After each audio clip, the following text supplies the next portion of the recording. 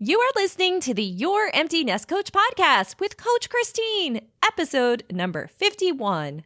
A podcaster I am thankful for, Carolyn Kiel, an episode of Beyond6Seconds podcast.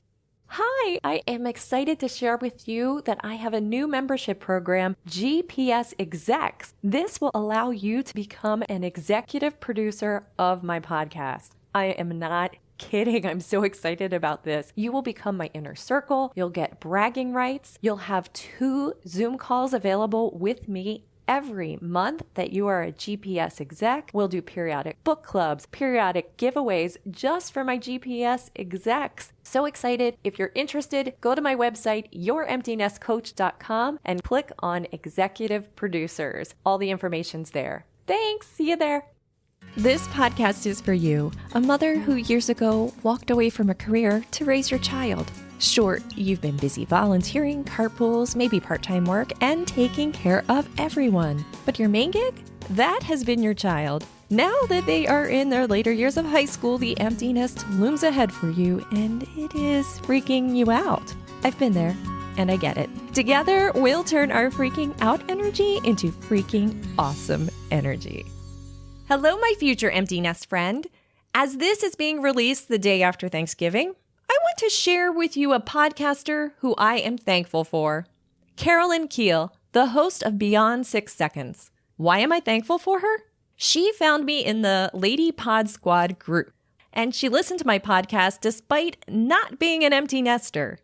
She has since shared my podcast with others, even on another podcast, and provided me with one of my very first podcast reviews.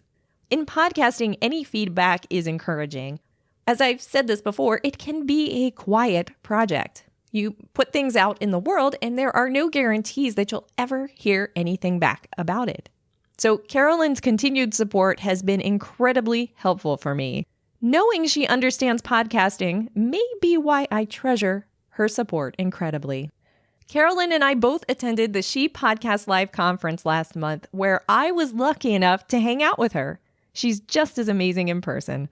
Her podcast, Beyond6Seconds, is a podcast that goes beyond the 6 seconds we typically take to make a first impression by featuring the extraordinary stories of everyday people. So today, this episode is different.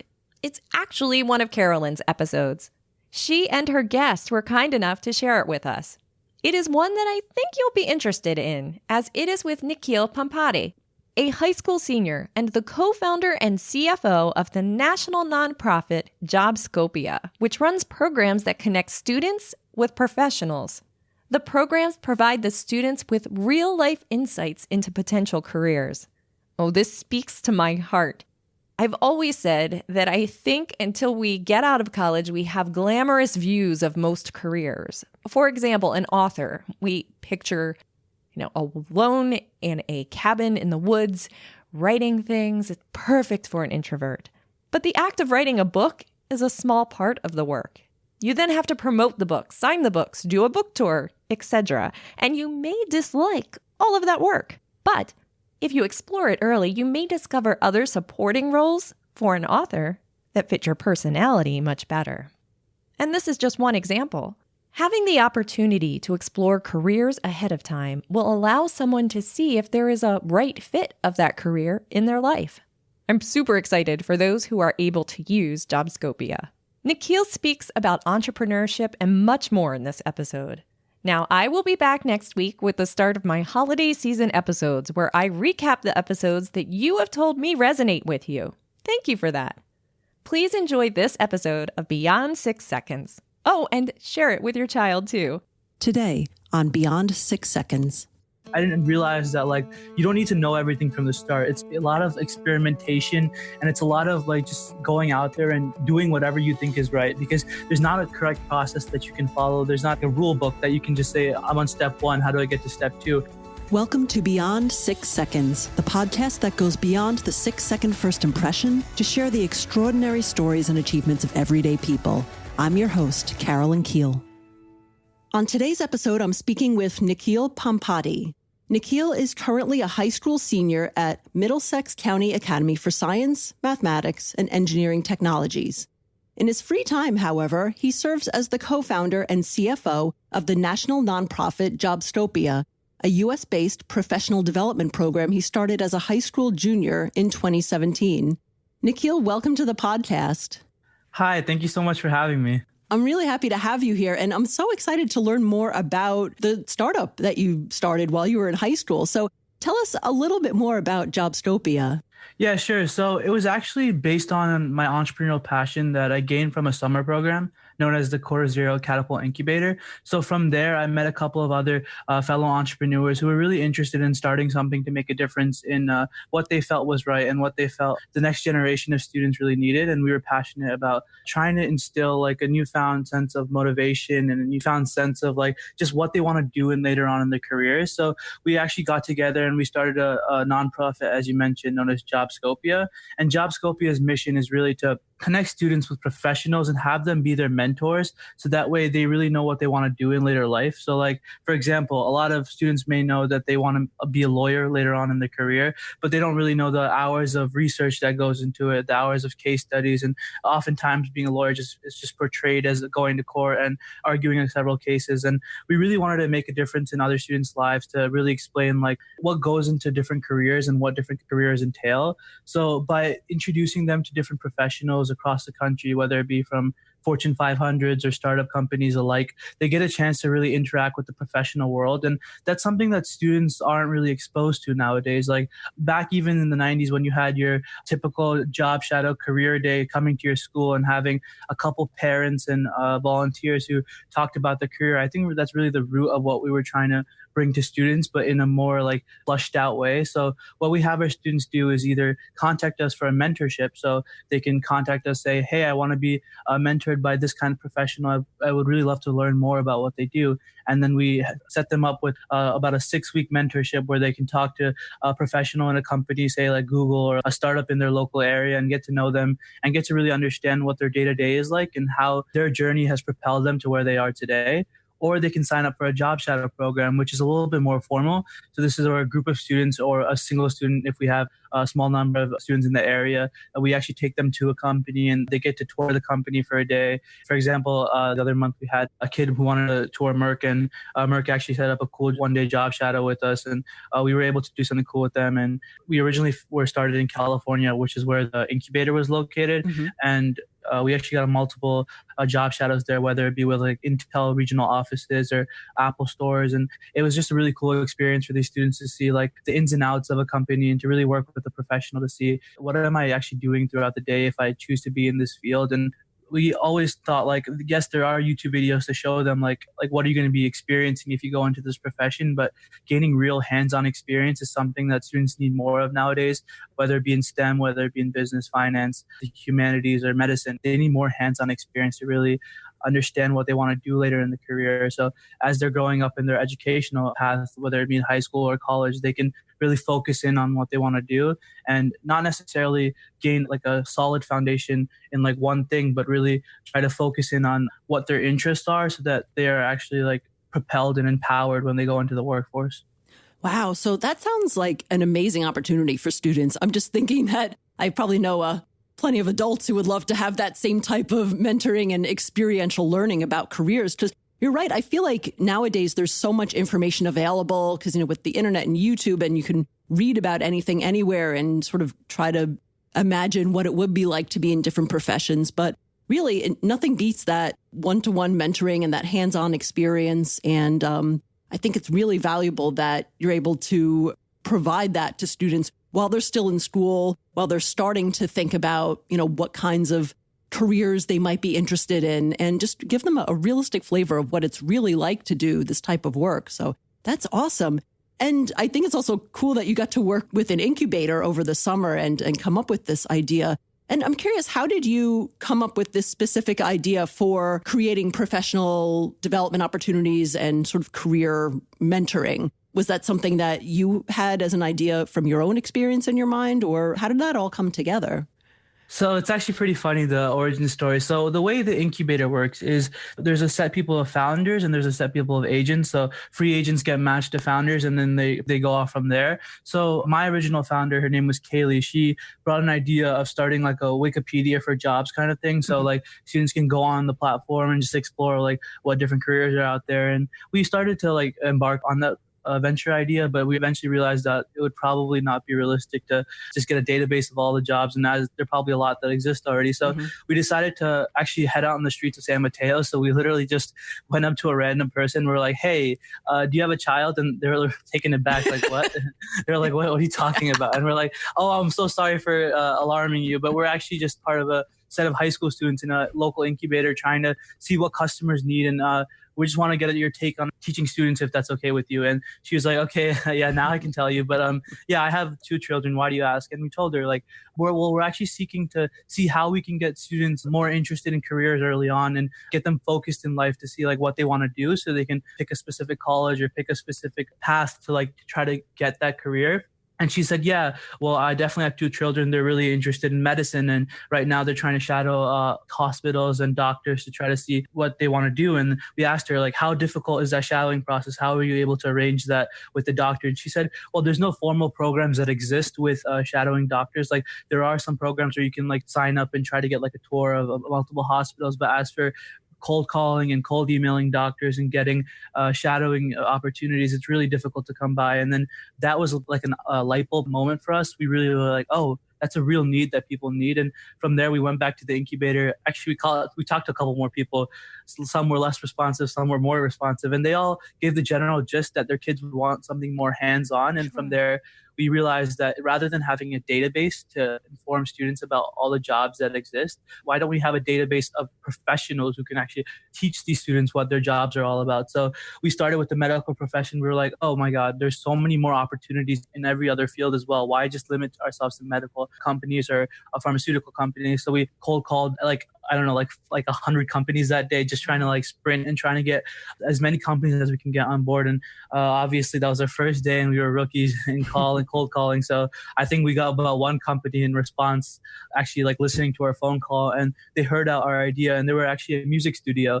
And the music studio was like, "Oh, this is a great idea." So we set up a kid named Brent, and Brent he actually did a 1-day job shadow there, and he really got to explore the like what happens in a record label company, what happens in a recording studio, and what different jobs there are in that kind of business. And it's not just about being a producer, it's not just about being a musician, but there's a lot of back end work that takes experience and takes knowledge and takes like a degree in studying and actually exploring the field. So your 2 options aren't just going to be being a musician or being a producer if you go into the music industry. And we had great success with Brent. We like loved his feedback, and we actually used him our first pitch to investors on demo day for the incubator. So his was a good success story, and we like to keep in touch with some of our students, and we know Brent's doing really good. He pursued a couple of internships, and he's trying to go into college for something in the music industry. So that's a really good story right there. But yeah, so after just talking with a couple of these random people on the streets, we expanded from there. We started contacting bigger companies to see if they would love to get some professionals on board. And rather than going from a top-down process, we try to get more employees from a company and eventually approaching the company saying, "Hey, a lot of your employers are interested in what we're doing. I was wondering if you would want to partner with us on like a bigger scale." So just contacting employees who go to these hackathons as mentors, who go to other professional networking conferences for young students who are really interested in the next generation. We try to go to those conferences and those hackathons to get them interested, and we get a huge response usually because these professionals are amazing in the fact that they love working with students. And I think that just goes to show how much opportunity there is for students. It's just about facilitating that process so that students are like empowered to do this by themselves, and we're just trying to act like a launching platform to actually get them motivated and get them sparked so they know what to do, and they're one day hopefully they'll be able to do this in the future with another student. Yeah, and that's really interesting, the whole evolution of how you reached out. You know, you start literally with the customer needs out on the street, and then cold calling companies that you think might be interested in participating. And then I think it really makes a lot of sense to find, you know, not just I don't know if it's the HR departments or sort of the official department that might work with a program like this, but to also find those employees who are actively involved already with helping students through like hackathons and and other opportunities. That's I can totally see how that would help you expand your base of your corporate clients. And then how do you get your students, how do they sign up? Is it through school, or how do you connect with them?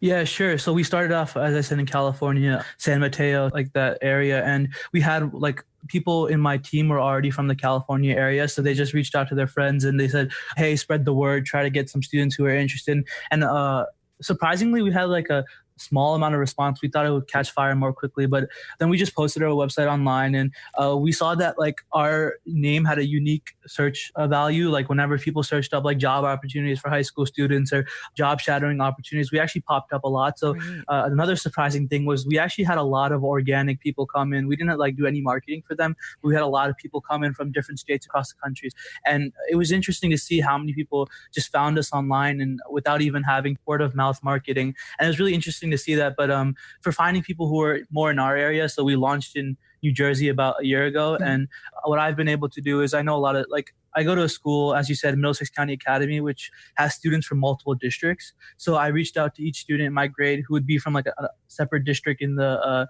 Middlesex County area. And we had them contact their origin school. Like, for example, I'm from Monroe Township. So I would contact my Monroe Township High School, and I would contact like a student that I knew from the Monroe Township High School, and he would spread the word within his school. So we were actually able to like, branch out that way. Like a lot of people referring to one person, and then they would tell another person, and you know how word of mouth is. It just gets huge. So we got a lot of students just from word of mouth going to these hackathons, as I said, marketing it there. And we saw that like once we got the wheel rolling, it kind of just took off by itself. More students get more and more interested, and, it just starts catching fire, and people are like, hey, what program did you do?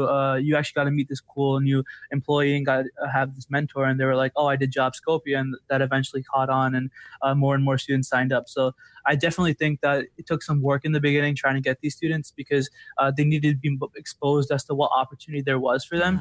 I think once it started catching fire, I think that's really when we had to focus more on getting professionals on board rather than the students.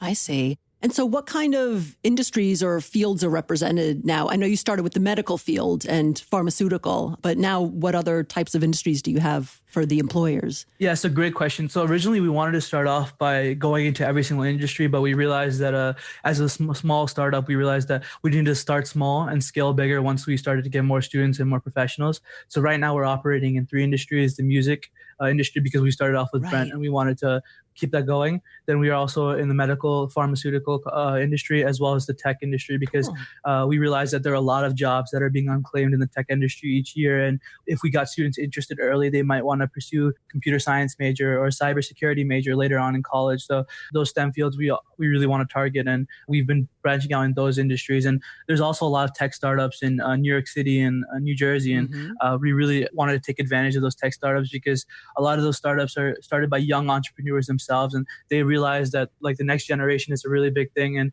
they really want to give back and try to teach students who they were once in their place. So they realize that if they had this opportunity, they would jump at it and they would take it themselves. So these young entrepreneurs love giving back and love actually helping these students out. So the tech industry is one of the biggest opportunities for us.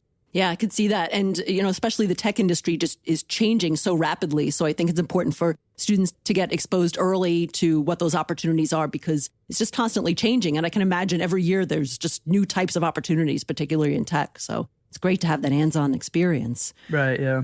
Yeah. So what is the program actually structured like? Is it like a one-day job shadow? Do you have a specific program that people have to follow? Or is it more sort of making those connections with employers and students?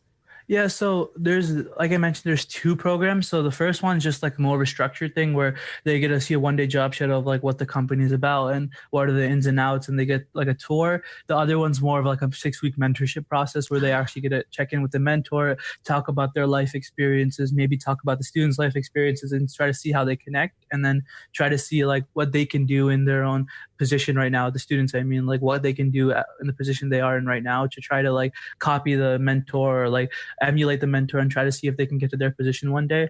But we recognize that for the STEM fields more, we wanted to start early, and we realized that like maybe the high school level was even too late of a starting point. So we wanted to target middle school students. And that's what I've been trying to do with another program I started. It was known as the Junior Achievement Company Program. Mm-hmm. So what this basically does is we go into middle schools and high schools and we try to get them interested in entrepreneurship and how tech can really relate with entrepreneurship. And I've been working with Junior Achievement for the past 2 years, I believe. And what we've been trying to do is integrate entrepreneurship with a new initiative we started called Next Gen Tech Series, which is basically a series of hackathons and crack the code events with middle school students and high school students to try to get them to see the link between entrepreneurship and technology and try to see how if you have a firm grasp of technology and STEM, you can actually change the world in a lot of places if you also have a strong foundation in entrepreneurship, because those two go hand in hand. Mm-hmm. You make the product and you try to get it to market. So we've been really trying to integrate these two different fields and try to develop them and market them to the next generations of students, whether it be high school students, middle school students. And I've been trying to do that through Junior Achievement and Jobscopia. Wow. That's amazing. So, you're the co-founder, CFO of Jobstopia. You're now working also on the JA company program, and you're also still in high school. So I have got to ask, how do you balance going to high school on a daily basis and running a startup and all these other programs? Yeah, so that's a great question. So actually, I focus most of my time on the weekends on doing these other activities. Obviously, the week can get pretty busy. So the weekends are a great time for any entrepreneur who has a job or who has school, who has college. It's a great opportunity to take advantage of all that extra free time and really get some work done. Obviously, there are emails sent back and forth and calls going on throughout the week. But I find those don't take much of my time. Those are more of the communication and logistical work. But the real groundwork is laid on those weekends that everyone loves. So, school can be hard, obviously, but it's always good when you have passion for what you're doing. I'm obviously trying to get students interested and actually try to make a difference. So it's really surprising what passion can do for you in that aspect.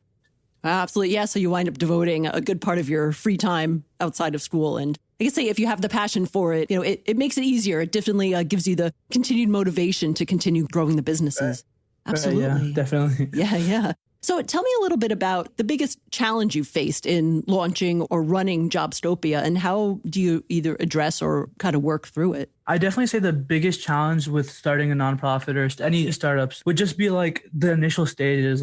Many young entrepreneurs, they don't realize that you don't need to know everything. When I started this out, right, I was I have to do so much research on how to cold call, how to find professionals, how to access corporate leaders and pierce that corporate veil just to see how can I get into that system. But I didn't realize that you don't need to know everything from the start. It's a lot of experimentation and it's a lot of just going out there and doing whatever you think is right, because there's not a correct process that you can follow. There's not a rule book that you can just say, I'm on step 1. How do I get to step 2? Because a lot of it is just saying what can I do next to achieve my goal? And what do I think? It's all about what you think. It's all about what you think, and your team, obviously, what your team thinks is the next best move. Because as an entrepreneur, you really don't have a set path that you can follow. And I think that's the real magic of entrepreneurship. It's just about doing what you can and doing what you think is right to take the next step. For example, when I went to the incubator, I had no idea what my end goal was. I didn't even know what I wanted to do. I just knew I wanted to try something new. And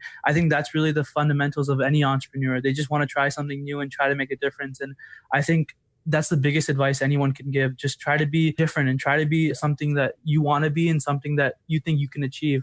And I know that might not be the best advice for someone saying what do I do? Mm-hmm. Obviously saying oh, just do what you can is not a big help logistically, but I think that's the biggest and most honest answer anyone can give. When I started as my journey in entrepreneur, I had no idea what I was doing. I didn't even know who to contact. I didn't know, can I really send an email to this big company and will they even respond? And the answer is yes, they might not. But at the same time, if you spark their interest and if you actually get them hey, this is a cool idea, then they'll respond no matter what. People will listen to your ideas as long as you developed it and as long as you are believe in it and are passionate about it, they will listen to your ideas.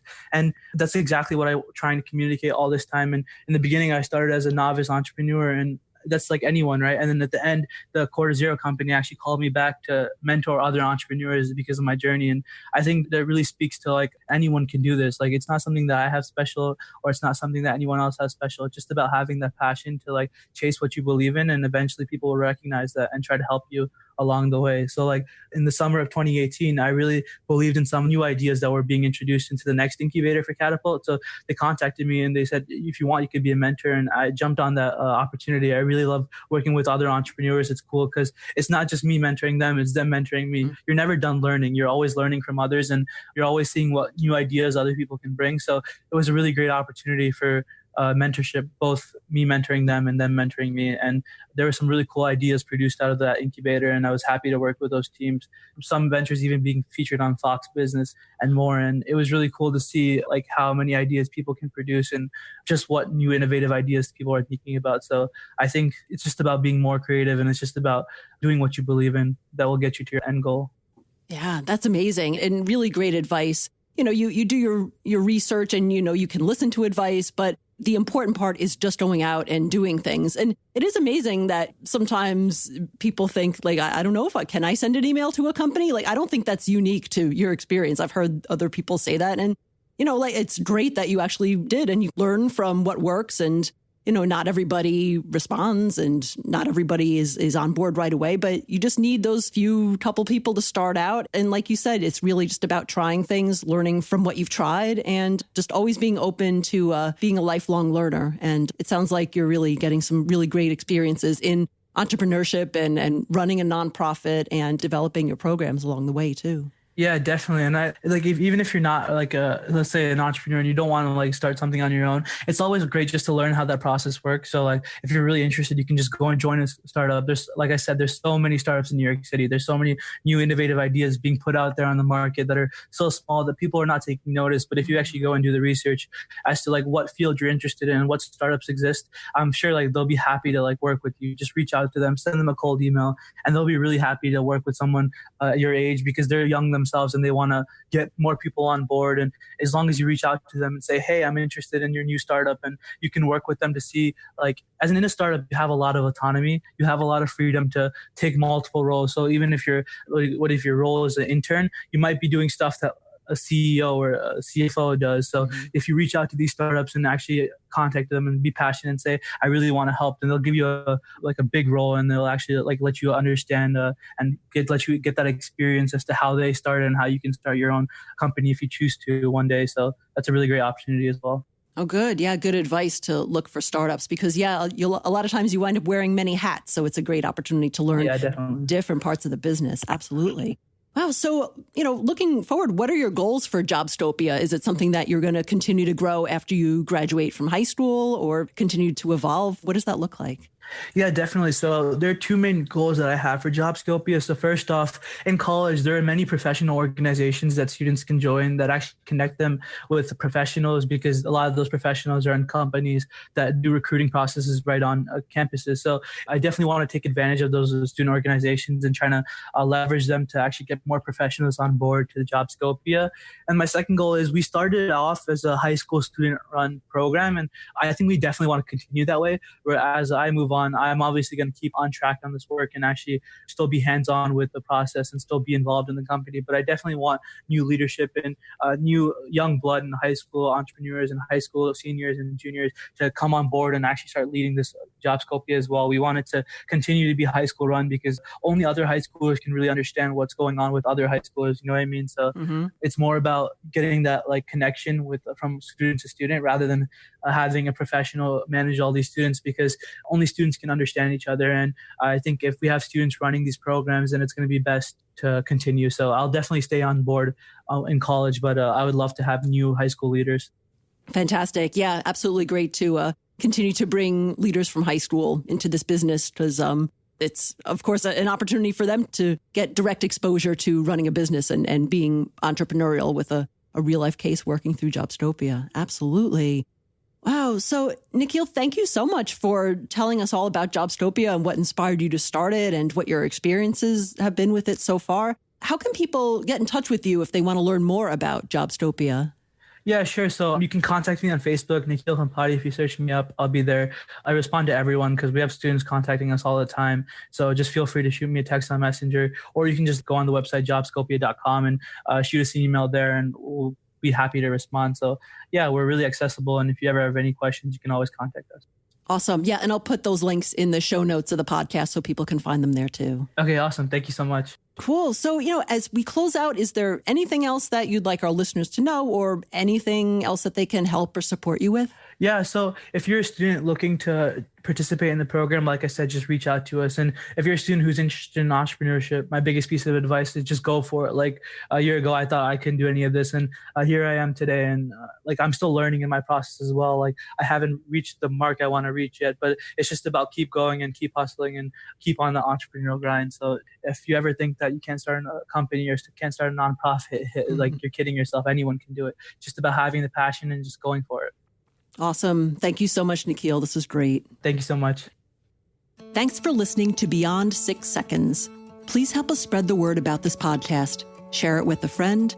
Give us a shout out on your social media or write a review on Apple Podcasts or your favorite podcast player. You can find all of our episodes on our website, www.beyond6seconds.com. Until next time. If you're still there before you go, the questions I have for you in this episode are, did you have the opportunity to explore a career you were interested in? And what is your favorite part of this episode? I invite you to take a screenshot of this episode and share it on social media to tell others about it. Tag me at Empty Nest Coach so I may thank you.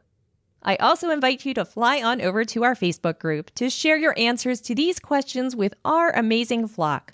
Our name is Green Popsicle Sticks. Want to know why? Listen to episode number 17 or head to my website, youremptynestcoach.com/community for links to join our flock. I know the adjustment to not having your kiddos at home full-time isn't always easy, but it sure can be a ton more fun with a flock of friends. We look forward to seeing you there. Psst, my Empty Nest friend. Did you know that I have an online program, The Empty Nest First Steps Toward Success? I now also offer GPS Reset Weekend Retreats, unplugged and charged up, and that I am available for speaking engagements. For all the fun details, visit my website or see this episode's full show notes. I am thrilled to travel, and I can't wait to meet you. Don't forget to subscribe to this podcast. It is free, and you'll be notified when I post a new episode every Friday. And most importantly, please remember that you are amazing. So today I'm doing something different. This episode? I feel like I do this accent all of a sudden, and it's just wrong. This episode is one that I think you'll be interested in. Oh my goodness.